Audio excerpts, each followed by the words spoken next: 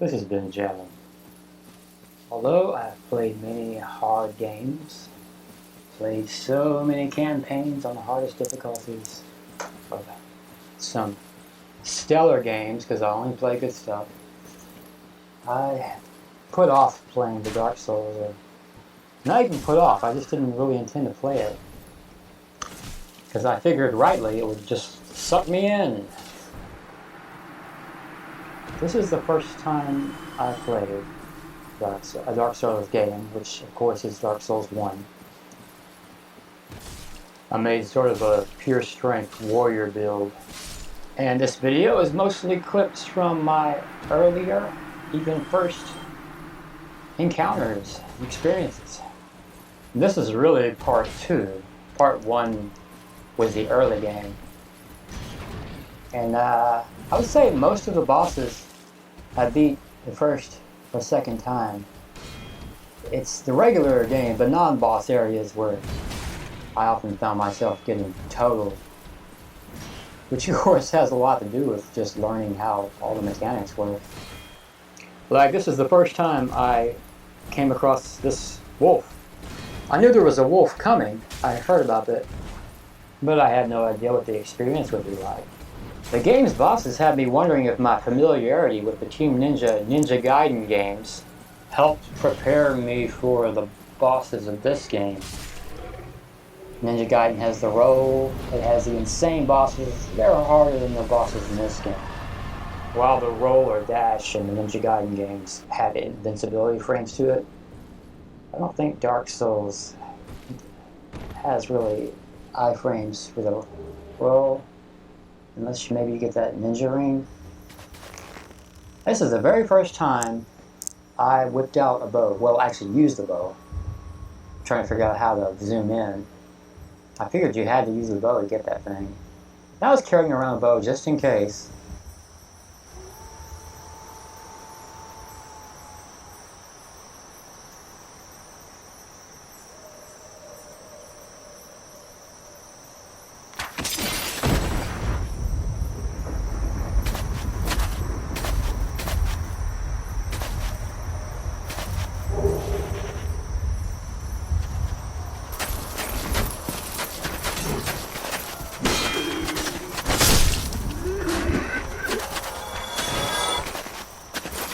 This is coming back for revenge against the Harpies.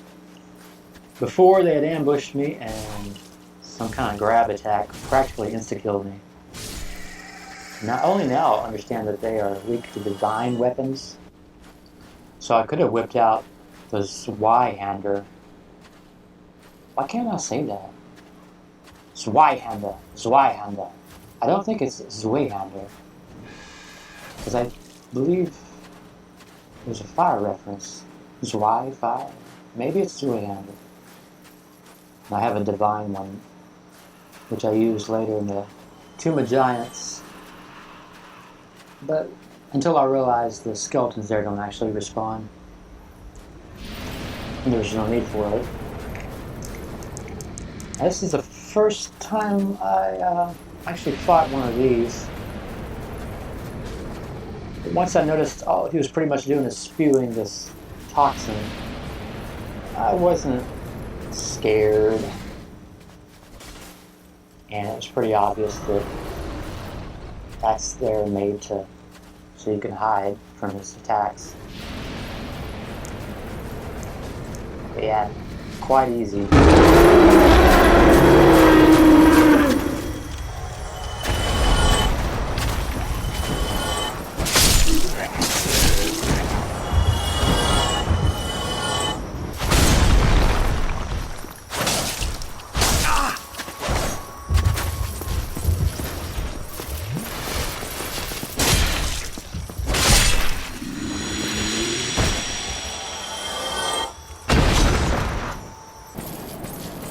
This ledge right there, I noticed that the first time I come here.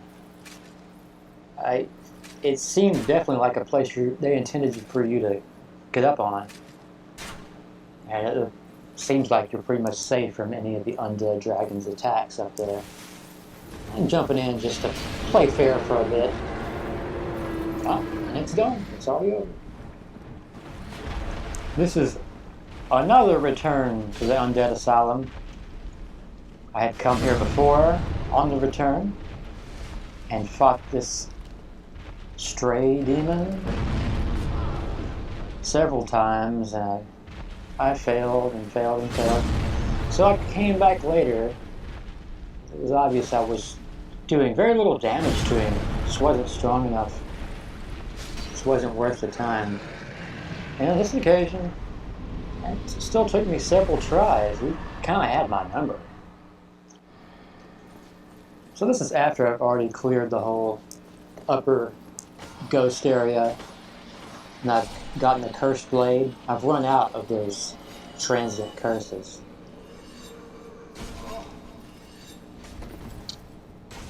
I'm kind of just having to fight my way to the lower ruins over and over until eventually I started realizing there were shortcuts, and yeah, right here is what seemed to be the most direct way to get to the Four Kings.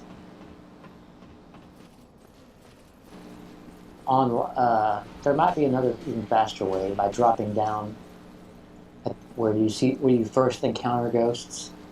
I haven't actually attempted that,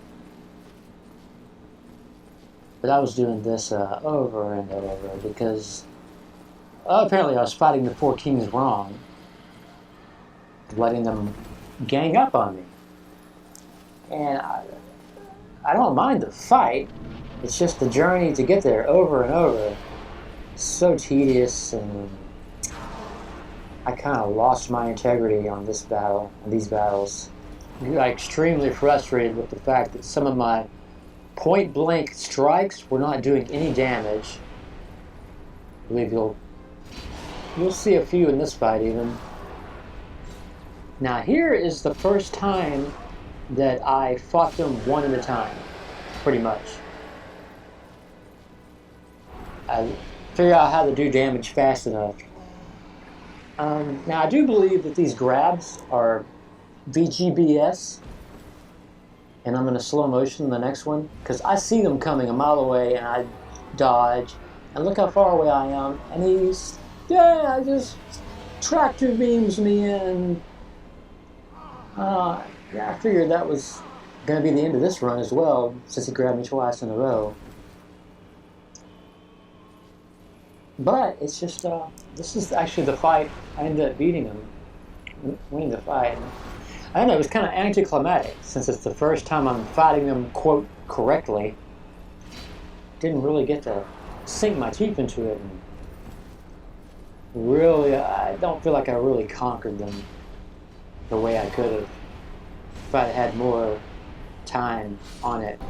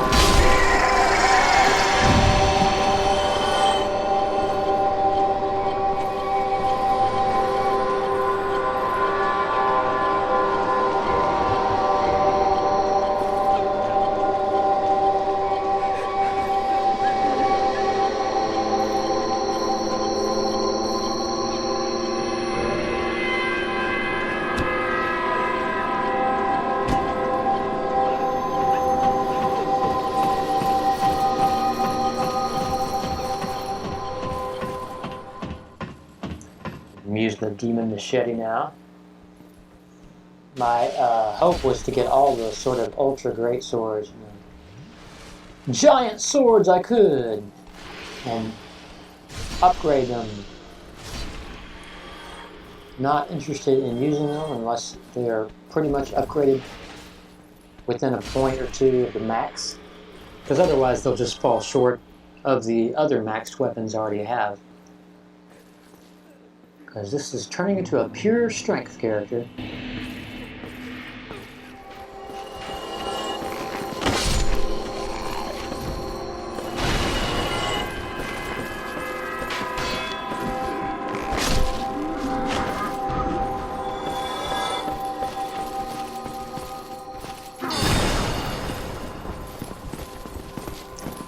It's only now that I am aware that just about every enemy in the archives is doing some combination of magic damage and enhanced crystal weapon pain upon you. I would have decked my character out for magic resistance if I'd known that. But then again, he might already be decked out for that. The crystal shield there is great against various elemental effects.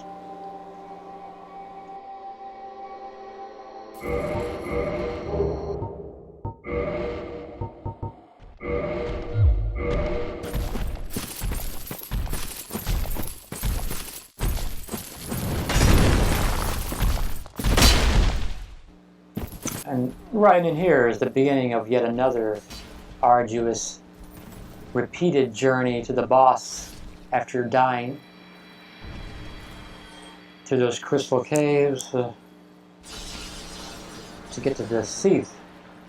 And then go all the way through those painful crystal caves over and over, each time to come back here and learn a little bit more about how to fight Seath the Scaleless,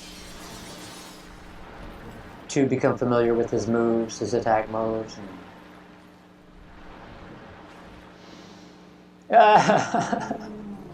But in the long run, I'd say he's not really difficult once you understand what to do, which probably varies with your build. With this build, it's just kind of stay away from his direct front and just keep raining hits on him and don't get too far away from him.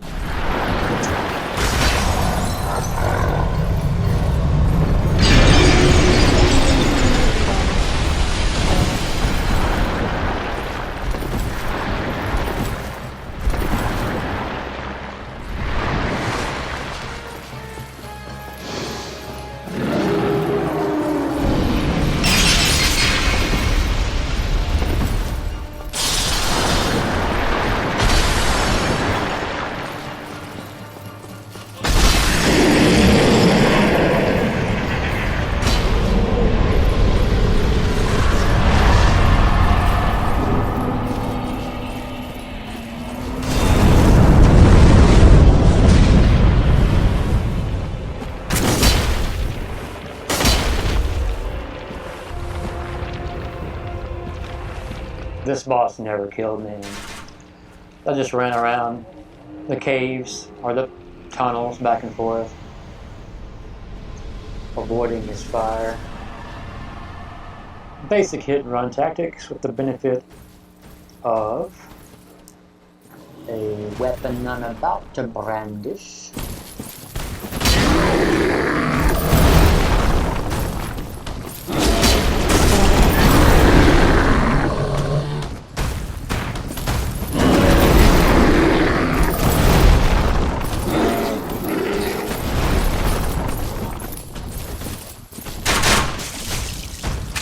Firing from the hip with Avaline.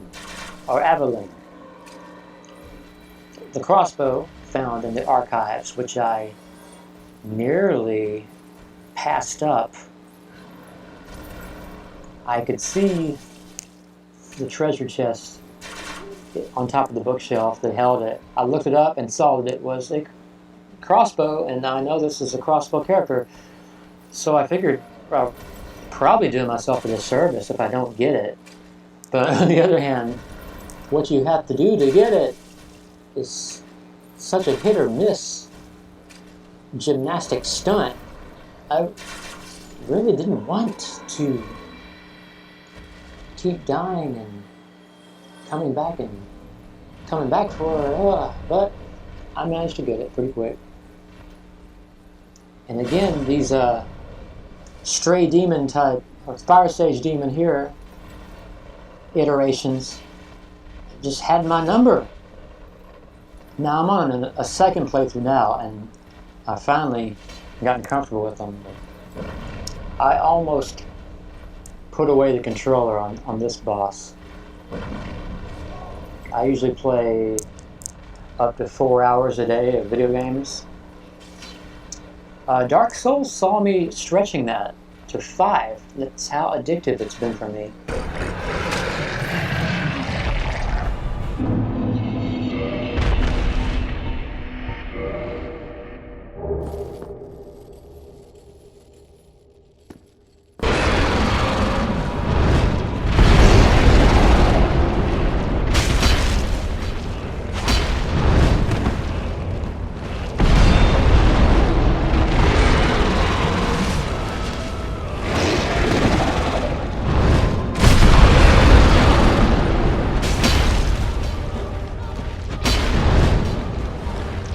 Continuing with the trend of defeating bosses the first times I encountered them, I just kind of went with the flow. Seemed to be a lot about knowing when to roll, which is, again, pretty intuitive after playing so much Ninja Gaiden. Apparently there's better places to fight him, according to... I generally would watch Fighting Cowboys walkthrough on the levels after I finished the level. And he liked to fight somewhere off across the lava. I didn't have any time to think about that.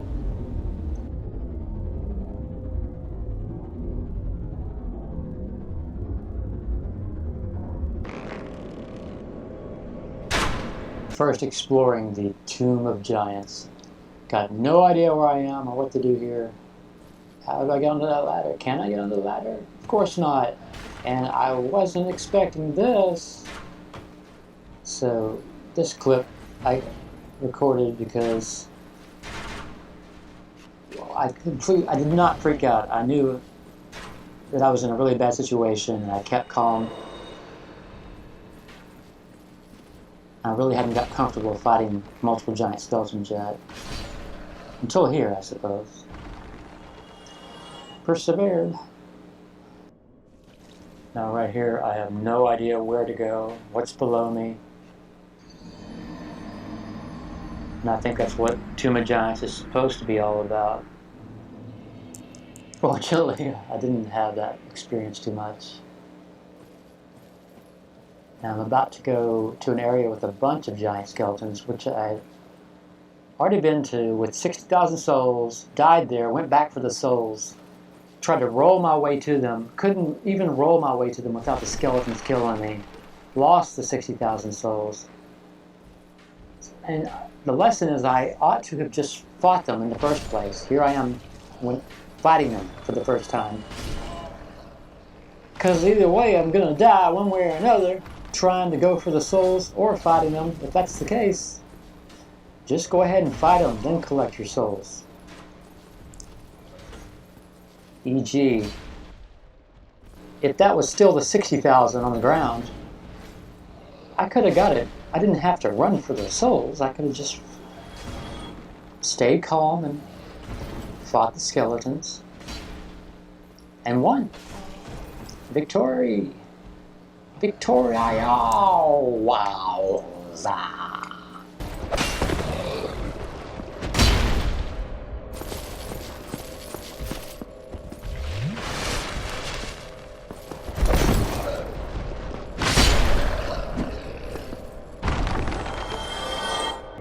Here's an example of how I've handled a lot of skeletons when they were a bit above one-shotting or even two-shotting them.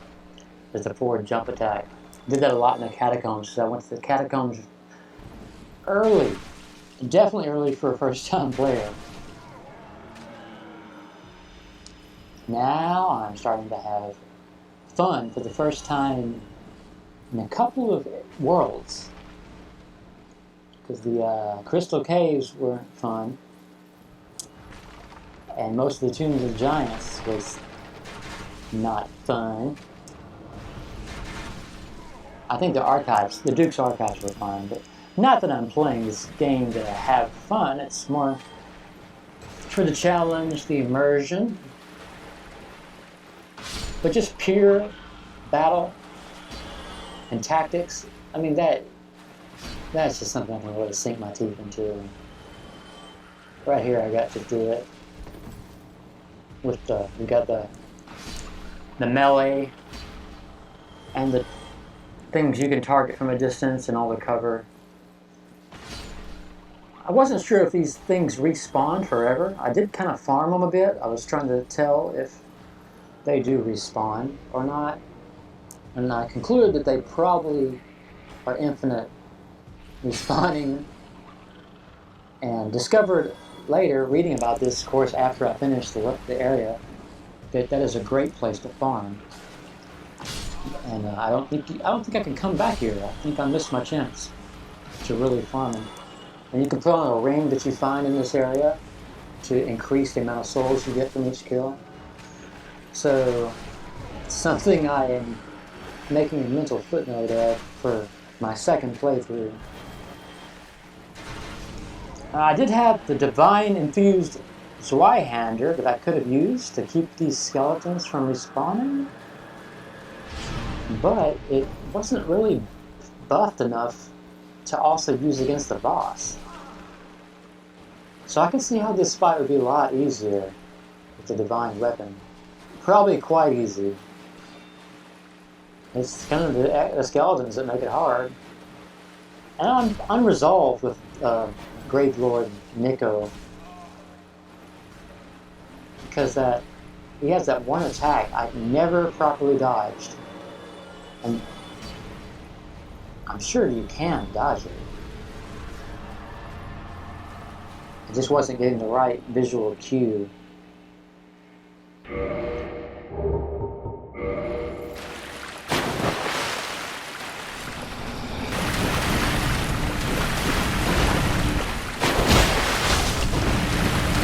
This is a return to New Rondo to farm the Titanite chunks, as I was adamant about getting every weapon I was using as buffed as possible. And finally, the first time I'm able to survive this thing's fire long enough to get some idea of how to fight it. You can't really look up and see what he's doing when he's flying in the air properly. Maybe with a bow you could. And it just so happens that I finally got 50 strength, so I can use the Dragon Greatsword. And I believe that is maxed. Got all the fire defense I can muster. And really, I don't know if that Dragon Sword is just so strong, but he didn't seem to have that many hit points once I killed him. So it gives me the impression you're kind of intended to kill him at a low level, but maybe with a bow and arrow. Yeah, there's got to be a better way to melody fight this dragon, though. This wyvern, this kite. Awesome thing.